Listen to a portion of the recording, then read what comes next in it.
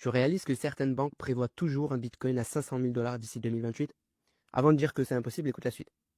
Le marché vient de perdre plus de 30% sur Bitcoin depuis le 6 octobre, ça a piqué, mais pour Geoffrey Kendrick, l'analyste de Standard Chartered, on est peut-être au bout de la douleur. Il explique que cette chute ressemble exactement aux deux grosses corrections qu'on a eues ces 2 dernières années, même schéma, même pourcentage. Et surtout, plusieurs indicateurs viennent d'atteindre des niveaux extrêmes. Par exemple, le multiple de la valeur nette des actifs de stratégie est revenu à 1. C'est ce que Kendrick appelle zéro absolu, donc un point où le marché semble avoir touché le fond. Il dit même que le rebond pourrait démarrer en fin d'année. Son scénario de base reste optimiste. Selon lui, la dernière chute sous les 100 000 pourrait être la dernière de toute cette décennie. Pourtant, il reste prudent sur le court terme. Quand la liquidité est faible et que l'effet de levier est partout, il suffit de peu pour faire bouger le marché dans un sens ou dans l'autre. C'est ce qui explique la violence des mouvements.